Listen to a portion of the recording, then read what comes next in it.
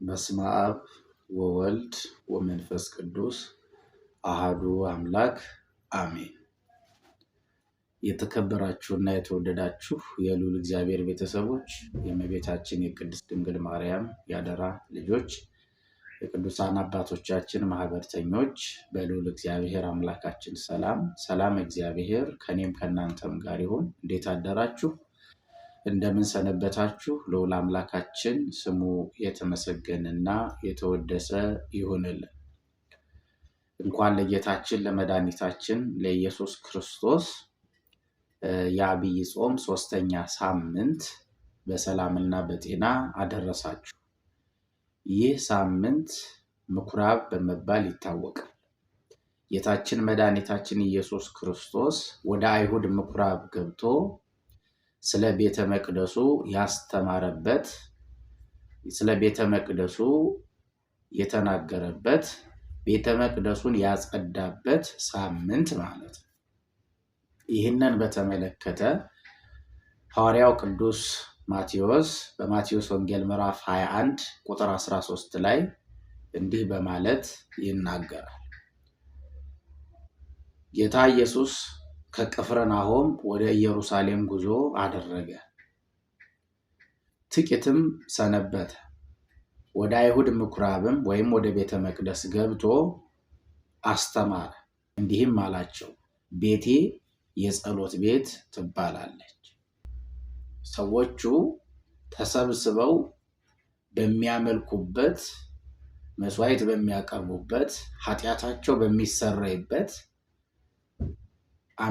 ወደ አምላካቸው ወደ እግዚአብሔር እጃቸውን በሚዘረጉበት ቦታ ሰዎች ተሰብስበው ይነግዱበት፣ ይሸጡበት፣ ይለዋወጡበት ነበረ። በቤተ መቅደስ ውስጥ ሲነግዱና ሲለዋወጡ ክርስቶስ በዓይኑ ተመለከተ። ቤቱ የጸሎት ቤት ነው እንጂ የንግድ ቤት አልነበረም። ነገር ግን እነሱ የጸሎት ቤትነቱን ረስተው የንግድ ቤት፣ የዋሻ ቤት አድርገውት ክርስቶስ ተመለከተ። ይህንን አስነዋሪ ነገር በዓይኑ ክርስቶስ ተመለከተ። ከዚያም ጌታ ኢየሱስ ክርስቶስ የነጋዴዎችን ገበታ ገለበጠባቸው እና ነጋዴዎችን በገመድ ጅራፍ እየገረፈ ከቤቱ አወጣቸው፣ ቤቱን አጸዳ። እንዲህም አላቸው፣ ቤቴ የጸሎት ቤት ትባላለች፣ እናንተ ግን የወንበዴዎች ዋሻ አደረጋችሁት፣ የነጋዴዎች የመሸጫና የመለወጫ ቤት አደረጋችሁት በማለት ክርስቶስ አስተማረ። ቤቱ ትክክለኛ የጸሎት፣ የልመና፣ የምልጃ ቤት መሆኑን ክርስቶስ በዚህ ሳምንት መጀመሪያ አስተማረ። ቤቱ የጸሎት ቤት መሆኑን እንመለከታለን። እሺ፣ ጌታችን መድኃኒታችን ኢየሱስ ክርስቶስ ቤተ መቅደሱን በዛሬው ዕለት አጸዳ፣ ስለ ጸሎት አስተማረ ስንል ከዚህ ቃል የምንረዳው ምንድን ነው የሚለውን እንመለከታለን። ከዚህ ቃል የምንረዳው እውነት ቤቱ የጸሎትና የልመና የምስጋና ቤት መሆኑን ካወቅ እንዴት እንጸልይ፣ እንዴት እጃችንን ወደ እግዚአብሔር እንዘርጋ፣ እንዴት ጥያቄያችን ይፈታ ለሚለው መልስ እናገኛለን ማለት ነው። እንግዲህ አንደኛ ለጸሎት ራሳችንን ካዘጋጀን በኋላ የት ቦታ መጸለይ አለብን ልንል እንችላለን። ቤቱ የጸሎት ቤት መሆኑን አይተናል። የእግዚአብሔር ቤት የጸሎት ቤት ከሆነ ወደ እግዚአብሔር ቤት ሂደን፣ እንዲሁም ደግሞ ቤታችን ሊሆን ይችላል፣ የጸሎት ክፍል ሊኖረን ይችላል። እንዴት እንጸልይ? የት ቦታ ነው መጸለይ ያለብን? ብዙዎችን ስንመለከት በተለያየ ቦታ ጸሎታቸውን ሲያከናውኑ፣ ጸሎታቸውን ሲያደርሱ እንመለከታለን። ያ በመጽሐፍ ቅዱስ ሚዛን ትክክል ነው ወይ? የጸሎቱ ሁኔታ እንዳለ ሆኖ ቦታው ግን ትክክል ነው ወይ?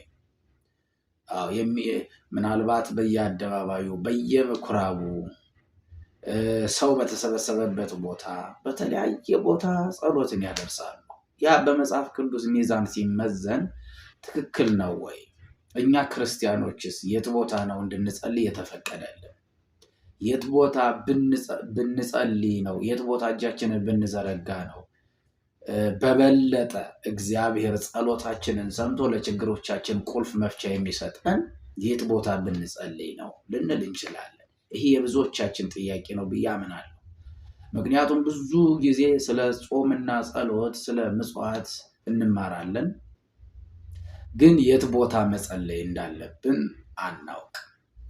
ደግሞም ምክንያቱም ብዙዎቻችን በቃ በሆነ ቦታ ላይ በሰላም አውለኝ ብለን ከወጣን በቂ ነው ብለን እናስባለን። ምናልባት ከተለምዶ አንጻር ማለት ነው። እና የት ቦታ እንጸልይ? የት ቦታ ብንጸልይ ነው እግዚአብሔር የሚሰማ? በእርግጥ በሁሉም ቦታ የሚጸለየውን ጸሎት እግዚአብሔር ይሰማል። ግን በመጽሐፍ ቅዱስ ሚዛንና በቃሉ የት ቦታ እንጸልይ? ክርስቲያኖች የት ቦታ እንድንጸልይ ታዘዘናል የሚለውን እንመለከታለን ማለት ነው። ይህንን ስናይ በሁለተኛ ዜና መዋዕል ምዕራፍ 7 ቁጥር 14 ላይ የሰራዊት ጌታ እግዚአብሔር እንዲህ በማለት ተናገረ። እንዲህ በማለት ሕዝቡን አስተማረ። እንዲህ ይላል፣ በስሜ የተጠሩት ሕዝቤ በማን ስም? በእግዚአብሔር ስም። ማንም ሰው ወደ እግዚአብሔር ቤት የሚሄደው በእግዚአብሔር ስም ነው። እግዚአብሔርን ለመለመን፣ እጁን ወደ እግዚአብሔር ለመዘርጋት፣ ችግር ካለበት ደግሞ ችግሩን ለመናገር፣ ሐዘንም ከሆነ ሐዘኑን ለማቅረብ፣ ደስታም ከሆነ ደስታውን ለማቅረብ የሚጠራውና የሚሄደው በእግዚአብሔር ስም ነው። ስለዚህ በስሜ የተጠሩት ሕዝቤ ሰውነታቸውን አዋርደው ቢጸልዩ፣ ተንበርክከው ማለት ነው። ሰውነትን ማዋረድ ማለት ሰውነትን ከትዕቢት አርቀን ዝም ብሎ ሄዶ ከመገተር፣ ቤተክርስቲያን ሄዶ ከመገተር መንበርከክ ያስፈልጋል። ቦታው የእግዚአብሔር ቦታ ነው። የቅድስና ቦታ ነው። ጸሎታችን የሚሰማበት ቦታ ነው። ጥያቄዎቻችን የሚፈቱበት ቦታ ነው። አንድ ክርስቲያን ለጸሎት በእግዚአብሔር ፊት ሲቆም ማድረግ ያለበት ነገር መንበርከክ ነው። መጀመሪያ ራስን ማስገዛት ነው፣ ማዋረድ ነው እና ሰውነታቸውን አዋርደው ቢጸልዩ፣ ፊቴንም ቢፈልጉ፣ ከክፉ መንገዳቸውን ቢመለሱ በሰማይ ሆኜ እሰማለሁ፣ ኃጢአታቸውንም ይቅር እላለሁ፣ ምድራቸውንም እፈውሳለሁ። አሁንም በዚህ ስፍራ ለሚጸልይ ጸሎት ዓይኖቼ ይገለጣሉ፣ ጆሮቼም ያዳምጣሉ። አሁንም ስሜ ለዘላለም በዚህ ይኖራልና ይህን ቤት ቀድሼዋለሁ፣ መርጬዋለሁ ይላል። ስለ ቃሉ የቃሉ ባለቤት ልዑል እግዚአብሔር ስሙ የተመሰገነ ይሁን። ከቃሉ ምን ተረዳን? ፊቴንም ቢፈልጉ ከክፉ መንገዳቸውን ቢመለሱ በሰማይ ሆኜ እሰማለሁ፣ ኃጢአታቸውንም ይቅር እላለሁ። ምንም ጥርጥር የለውም። ማንም ሰው ራሱን አዋርዶ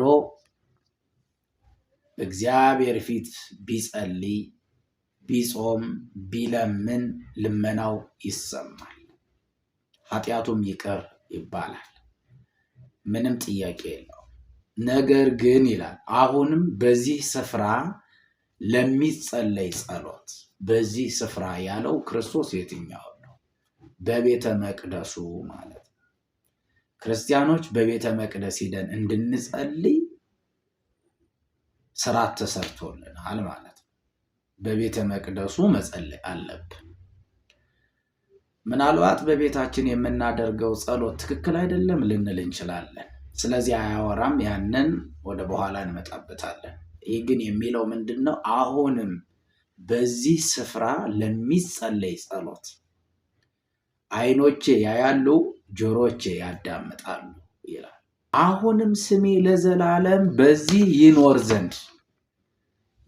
ዘንድ ይህን ቤት መርጬዋለሁ፣ ቀድሼዋለሁ። ዓይኖቼም ልቤም በዚህ ለዘላለም ይኖራሉና ይላል። ስለዚህ የእግዚአብሔር ዓይኖቹም ልቡም ባለበት ቤተ መቅደስ መጸለይ ያስፈልጋል ማለት ነው።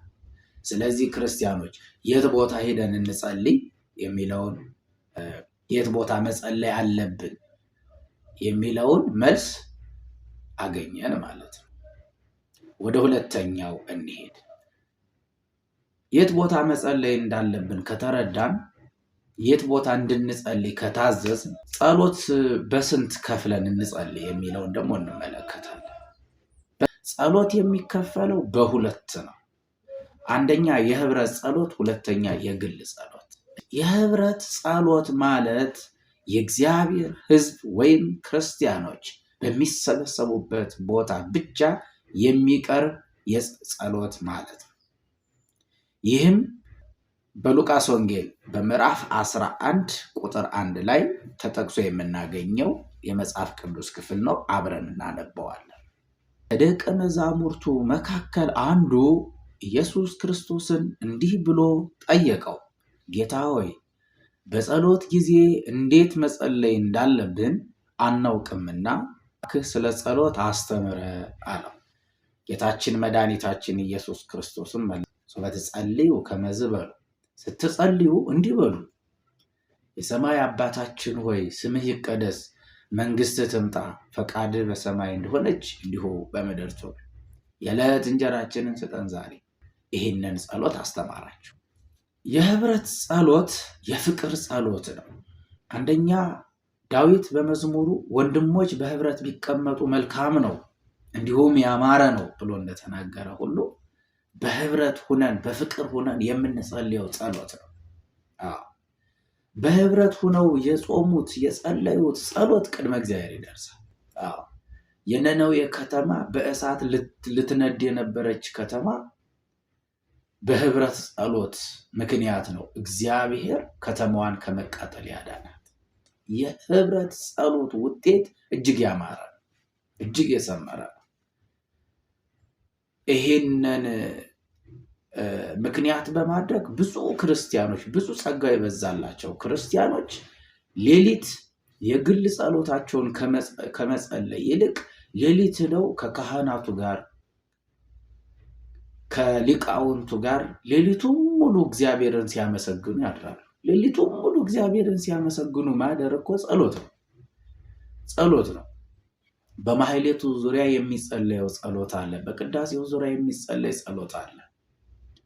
ያንን አብሮ መሳተፍ ማለት የህብረት ጸሎት ማለት ነው። ስለዚህ የህብረት ጸሎት አንዱ አቡነ ዘበሰማያት ወይም 80 አሃዱ መጽሐፍ ቅዱስ ማለት ነው። ሙሉ 80 አሃዱ መጽሐፍ ቅዱስ ማለት ነው አንዱ አቡነ ዘበሰማያት። ስለዚህ የህብረት ጸሎት የእግዚአብሔር ሕዝብ ወይም ክርስቲያኖች በተሰበሰቡበት፣ ቅዳሴ በሚያስቀድሱበት፣ ማህሌቱን በሚካፈሉበት በዚያ ሰዓት አብሮ የሚቀርብ ማለት ነው የህብረት ጸሎት። ወደ ግል ጸሎት እንምጣ። ብዙ ጊዜ በዚህ ሁኔታ የተዛባ አስተሳሰብ ብዙ ጊዜ አለ እና ለዚህ መልስ እናገኛለን። የግል ጸሎት ማለት በስውር ጸልየን በግልጽ በብርሃን የምናገኘው እድል ጸሎት ማለት። ስለዚህ በማቴዎስ ወንጌል ምዕራፍ 6 ቁጥር 5 ላይ ስትጸልዩ እንደ ግብዞች አትሁኑ። ስለዚህ የግል ጸሎትን ደግሞ እንመልከት። በስውር ወደ እግዚአብሔር የምንለምነው ልመና ነው። በስውር ወደ እግዚአብሔር የምናቀርበው ምስጋና ነው። ይህ በስውር የሚደረግ ምስጋናና ወይም ጸሎት የእግዚአብሔር ሕዝብ በተሰበሰበበት ምዕመናን ቅዳሴ በሚያስቀድሱበት ማህሌቱን በሚካፈሉበት በዚያ ቦታ አይቀርብም፣ በፍጹም አይቀርብም። አንዳንዶቻችን በጣም እንሳሳታለን። ለምን ካላችሁ ቅዳሴ በሚቀደስበት ቦታ ላይ ቆመን የግል ጸሎታችንን መዝገበ ጸሎታችንን ከፍተን የምንጸልይ ሰዎች አለን። ይህ ተገቢ አይደለም፣ ስርዓትም አልተሰራም። እስከዛሬ ብዙዎቹ አይተዋችሁ ዝም ሊሏችሁ ይችላሉ። ወይም ደግሞ አንዳንዴ እንደዚህ አይነት ትምህርት ሰምታችሁ ሊሆን ይችላል። የግል ጸሎት ምዕመናን በተሰበሰቡበት ካህናት ቅዳሴ ገብተው እየቀደሱ እያለ ወይም ደግሞ ማህሌት ተቁሞ እያለ ህዝቡ በህብረት በተሰበሰበበት ቦታ ላይ የግል ጸሎት መቅረብ አይችልም። ያ ግብዝነት ይባላል። እስከ ጠዋቱ 4 ሰዓት የግል ጸሎታቸውን የሚጸልዩበትን ሰዓት በእንቅልፍ ጨርሰው ቅዳሴ በሚቀደስበት ቦታ ላይ ተገኝተው ህዝቡ ቅዳሴ እያስቀደሰ የግል ጸሎትን መጸለይ ማለት ከቅዳሴው ይልቅ የኔ ጸሎት ይበልጣል ብሎ እንደማሰብ። ቅዳሴ በራሱ አንድ ጸሎት ነው። እስኪ ተመልከቱ። ቅዳሴው ምንድነው? ተንስኡ ለጸሎት ተነሱ እያለ ነው። ይሄ አዋጅ ለማን ነው የሚነገረው? እዚያ ግቢ ውስጥ ተሰብስቦ ቅዳሴውን እየተሳተፈ ላለ ክርስቲያን ነው። በዚያ ሰዓትኛ አቤቱ ይቅር በለን ማለት በምንችልበት ሰዓት የግል ጸሎታችንን ይዘን ቆመናል። ስለዚህ የህብረት ጸሎት በሚደረግበት ሰዓት የግል ጸሎት መጸለይ ተገቢ አይደለም። ሰላም ለኩልክሙ፣ ሰላም ለእናንተ ወይም ለሁላችሁ ይሁን። ለአንተ ይሁን አይልም ካሉ ለሁላችሁ ይሁን። ሰላም ለእናንተ ይሁን ወይም ሰላም ለሁላችሁ ይሁን ከመንፈስህ ጋር ብለን እንመልሳለን። ስግዱ ለእግዚአብሔር በፍርሃት፣ ለእግዚአብሔር በፍርሃት ስገዱለት፣ ለእግዚአብሔር በፍርሃት ስገጅለት ወይ ስገድለት አይልም። ለአንድ ብቻ ነጥሩ። ለምን? የእግዚአብሔር ሕዝብ የሚሰበሰብበት ቦታ ነው። ያ ቦታ የእግዚአብሔር ሕዝብ የሚሰበሰብበት ቦታ ስለሆነ ለእግዚአብሔር በፍርሃት ስገዱ። ቅድሜከ እግዚኦ እንሰግድ፣ አቤቱ በፊትህ እንሰግዳለን ይላል። ስለዚህ የግል ጸሎት በቤተ ክርስቲያን አውደ ምሕረት በቅዳሴ ሰዓት አይጸለይም። ባታስቀድሱ ነው የሚሻላችሁ። እሺ ቤተ ክርስቲያን ሄዳችሁ ቅዳሴ ሲቀደስ ብዙ ስርዓት አለ። አንድም ወደ ቤተ ክርስቲያን የምንሄደው ለመፈታት ነው፣ ነፃ ለመውጣት ነው። ካህኑ ኑዛዜ ሲናዝዝ እግዚኦ መሐረነ ክርስቶስ በሉ 12 ጊዜ ሲል አትሉም። በሐልዮ በገቢር በማሰብ በመስራት የሰራችሁትን ኃጢአት እግዚአብሔር ይፍታ ሲል ይፍቱኝ አትሉም። ለምን? የግል ጸሎት ላይ ናችሁ ያላችሁ። ታስረን እንደመጣን ታስረን እንመለሳለን። ይህ ሁሉ ከሚምታታብን ምንድነው ማድረግ ያለብን? የግል ጸሎትንና የህብረት ጸሎትን ለይተን ማወቅ ያስፈልጋል። የግል ጸሎት የሚቀርብበት በጸሎት ስፍራ ነው። ተሰውሮ ስውር በሆነ ቦታ ይላል። ይኸው የማቴዎስ ወንጌል ምዕራፍ 6 ቁጥር 5 ተመልከቱ። ስትጸልዩ እንደ ግብዞች አትሁኑ። ግብዞች በአደባባይ ህዝብ በተሰበሰበበት ቦታ ላይ ቆመው ይጮሃሉ። ዋጋቸውን ተቀብለዋል፣ ዋጋ የላቸውም ይላል። በቃባቸው ዋጋ የላቸውም።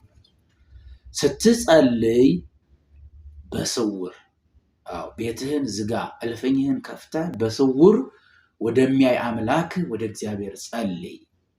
ያን ጸሎት ተቀብሎ በግልጥ በብርሃን ክርስቶስ ይመልስልሃልና ይላል።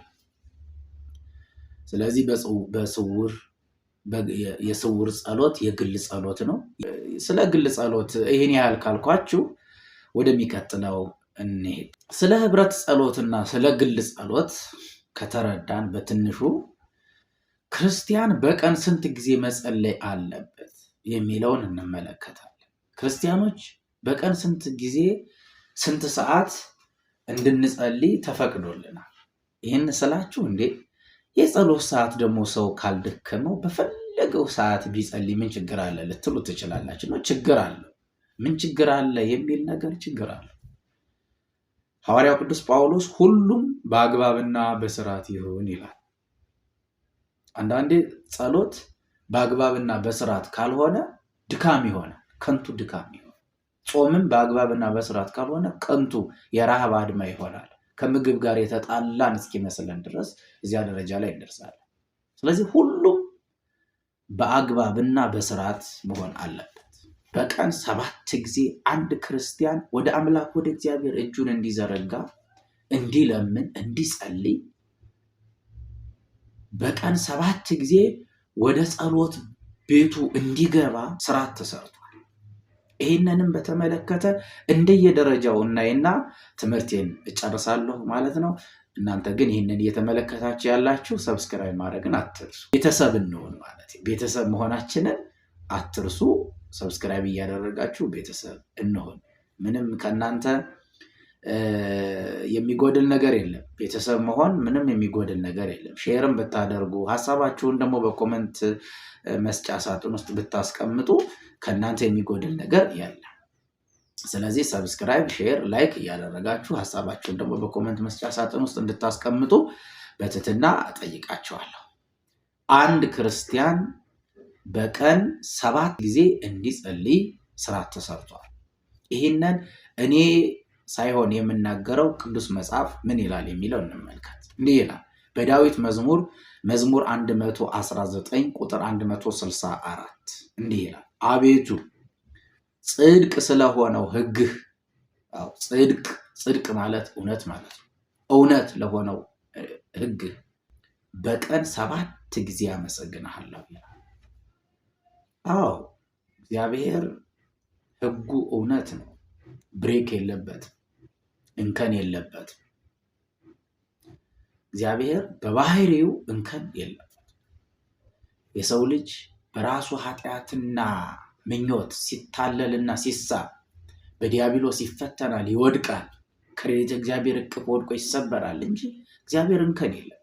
አንዳንዴ እናማርራለን። የሆነ ችግር ሲደርስብን እግዚአብሔር ትቶኝ ነው፣ እግዚአብሔር ባያየኝ ነው፣ እግዚአብሔር ባይደግፈኝ ነው እንላለን። እግዚአብሔር እንከን የለበትም። ሁልጊዜም እጁ አስተማማኝ ነው።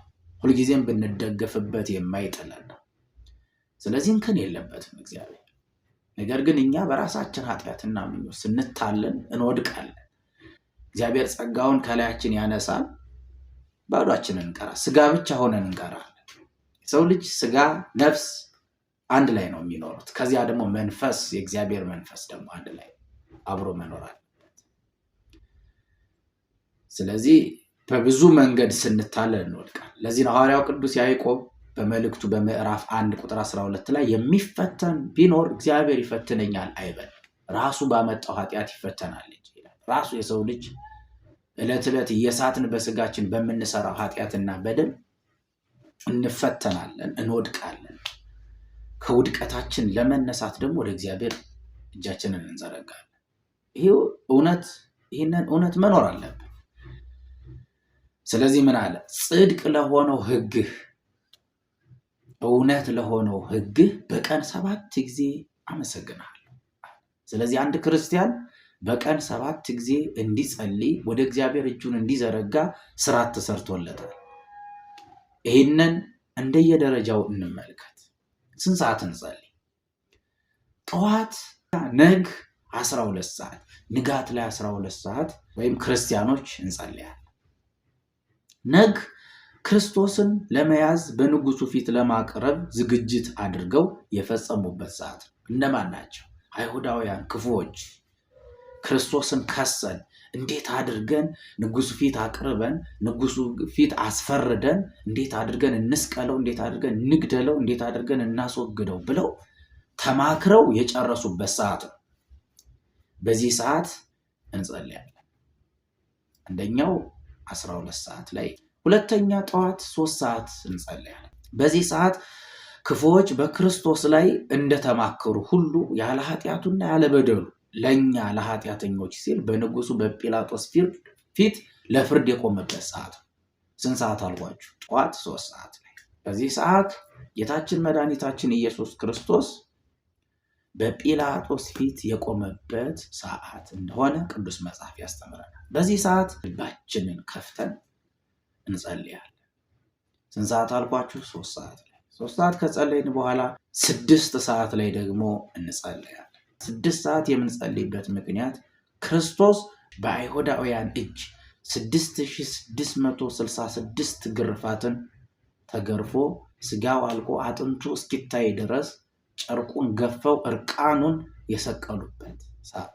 በዚህ ሰዓት እንዲህ በማለት እንጸልያለን። አቤቱ አምላካችን ሆይ የተናቀውን ማንነቴን አክብረህ የወደቀውን ስጋዬን አንጽተህ ዳግም ልጅ ልታደርገኝ በመስቀል ስለተሰቀል መርገመ ስጋዬንና መርገመ ነፍሴን ስላጠፋ ድህነቴን ስላወጅክልኝ አመሰግንሃለሁ ብለን በስድስተኛው ሰዓት ደግሞ በጸሎት ቤታችን ገብተን ወደ እግዚአብሔር ምስጋናችንን ልመናችንን እናቀርባለን ማለት ነው። ከቀኑ 9 ሰዓት የምንጸልየው ጸሎት 9 ሰዓት ላይ ጌታችን መድኃኒታችን ኢየሱስ ክርስቶስ በክፉዎች ስለኔና ስለናንተ ሲል መራራ ሐሞትን የጠጣበት ሰዓት፣ 7ቱን የርኅራኄ ቃላት 7ቱን ተአምራት የተገለጡበት ሰዓት። 7 ተአምር ማለት 4ቱ ከምድር 3ቱ ከሰማይ። 3ቱ ከሰማይ ምንድን ነው? በተሰቀለ ሰዓት ከዋክብት ረገፉ፣ ፀሐይም ብርሃኗን ከለከለች፣ ጨረቃም ደግሞ ደም ለበሰች። እነዚህ 3 ተአምር ይባላሉ። በምድር ደግሞ 4ቱ ተአምራት ምንድን ናቸው ካል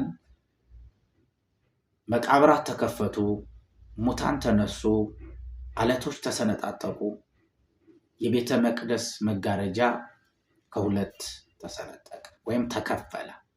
ያ የቤተ መቅደሱ መጋረጃ የብሉይና የአዲስ ኪዳን ምሳሌ እንደሆነ አባቶቻችን ያስተምራሉ። ስለዚህ 9 ሰዓት ላይ ጌታ ሆይ መራራ ሐሞትን ጠጥተሃል፣ እኔን ጣፋጭ ልታጠጣ፣ ጠጥተን የማንሰለቸውን ንጹሕን ውሃ ልታጠጣ፣ ለኃጢአት ስርየት የሚሆነውን ውሃ ልትሰጠን፣ ከጎን ውሃና ደም ፈሶ ደሙ ለድነታችን የዘላለም ሕይወት መውረሻ፣ ውሃው ደግሞ ተጠምቀንበት ከኃጢአታችንና ከበደላችን እንድንፈወስበት ስላደረግ ጌታ ሆይ እናመሰግንሃለን ብለን ሕማሙን ሞቱን እያሰብ ስቃዩን እያሰብ የምንጸልይበት ሰዓት 9 ሰዓት። 11 ሰዓት ላይ እንጸልያለን። 11 ሰዓት ላይ ጌታችን መድኃኒታችን ኢየሱስ ክርስቶስ መቃብር የማይገባው ሞት የማይገባው ወደ መቃብር የወረደበት። እነማን ወደ መቃብር አወረዱት? ዮሴፍና ኒቆዲሞስ ስጋውን ገንዘው የማይሞት የማይለወጥ ከቅድስት ድንግል ማርያም የተወለደ አቤት ይቅር በለን እያሉ እየጸለዩ ገንዘው ወደ መቃብር ያወረዱበት ሰዓት። በዚህ ሰዓት እኛ ነበርን በኃጢአታችንና በበደላችን ምክንያት ወደ መቃብር መውረድ ያለብን፣ ወደ አፈር ወደ ትቢያ መለወጥ ያለብን እኛ። ለምን? በበደልነውን ምክንያት በኃጢአታችን ምክንያት። አንተ ምንም ኃጢአትና በደል ሳይኖርብህ የኔን ሞት አንተ ሙተህ መቃብሬን ደፍነህልኛልና ጌታ ሆይ ስለ ቅዱስ ስምህ አመሰግንሃለሁ ብለን እግዚአብሔርን የምናመሰግንበት ሰዓት ነው። 6ኛ 12 ሰዓት ላይ ነው። 12 ሰዓት ላይ ጌታችን መድኃኒታችን ኢየሱስ ክርስቶስ ስጋውን በመቃብር ትቶ በአካለ ነፍስ ወደ ሲኦል ገብቶ በአዳም ኃጢአትና በደል ምክንያት በሲኦል ይሰቃዩ የነበሩትን ነፍሳት በኃይልና በስልጣን ማርኮ ወደ ገነት ያስገባበት ሰዓት ነው። በዚህ ሰዓት ደስ እያለን የዳዊት መዝሙር 23ን እግዚአብሔር እረኛዬ ነው የሚያሳጣኝ የለም፣ በለመለመ መስክ ያሳድረኛል፣ በዕረፍት ውኃ ዘንድ ያሰማራኛል፣ ነፍሴን መለሳት እያል እግዚአብሔርን እናመሰግነዋለን። ነፍሳችን ኮብልላ ወደ ሲኦል የሄደችዋን ክርስቶስ መልሶ ወደ ገነት አስገብቷልና በዚህ ሰዓት እየተንበረከክ በታላቅ ደስታ እግዚአብሔርን የምናመሰግንበት ሰዓት ነው። የመጨረሻው 7ኛው ነዋም ወይም የምኝታ ሰዓት 1 ሰዓት 2 ሰዓት 3 ሰዓት እንደምንተኛበት ሰዓት ሊሆን ይችላል። በዚያ ሰዓት ደግሞ ብርሃነ ትንሣኤውን ክርስቶስ እስኪያሳየን ድረስ ዲያብሎስ እስኪታሰር ድረስ በምኝታችን ሰዓት እግዚአብሔርን እናመሰግናለን። በኃጢአታችንና በበደላችን ምክንያት ፈርተን ደንግጠን ሳለ ክርስቶስ ሰላም ለእናንተ ይሁን ብሎ ያን ሰላሙን እስከሚሰጠን ዓለም እንደምትሰጠን ያለ ሰላም ሳይሆን የተለየ ሰላም ያለው ፍርሃትን የሚያስወግድ ድንጋጤን የሚያስወግድ ኃጢአትንና በደልን ይቅር ሊል የሚችል ያን ሰላም ክርስቶስ በተዘጋ ቤት ገብቶ ለቅዱሳን ሐዋርያት ሰላም ለእናንተ ይሁን፣ ስለ እናንተ የተወጋው እጄን ተመልከቱ፣ ስለ እናንተ የተወጋው ደረቴን ተመልከቱ ብሎ ክርስቶስ ያን ሰላም ለእኔም ለእናንተም ለሁላችንም እስከሚያሳየን ድረስ በርትተን መዝሙረ ዳዊት እየጸለይ እግዚአብሔር እናመሰግናለን ማለት ነው። ስለዚህ ወገኖቼ በዚህ በጸሎት ሰዓት ጥንቃቄ ማድረግ ያስፈልጋል። እንዳንሳሳት እንዳንዘነጋ ሕይወት የሆነውን ቃሉን መስማት ያስፈልጋል። ስርዓትን በተመለከተ ሁሉንም ነገር በአግባብና በስርዓት ልናደርገው ያስፈልጋል። እግዚአብሔር አምላካችን ስላስተማረንና ስለመከረን የእግዚአብሔር ቸርነት፣ የእመቤታችን የቅድስት ድንግል ማርያም አማላጅነት፣ የቅዱሳን አባቶቻችን ጸጋና በረከት ከሁላችን ጋር ይሁን። እግዚአብሔር ይስጥልኝ። ስለተከታተላችሁኝ፣ ሼርም ስለምታደርጉ፣ ሰብስክራይብ ስለምታደርጉ፣ ሐሳባችሁንም እንዲሁ ስለምታስቀምጡልኝ እጅግ በጣም ከልብ አመሰግናለሁ። ለሚመጣው ሳምንት ለአራተኛው ሳምንት በሰላምና በጤና ያድርሰን። ቸርን ሰንብት።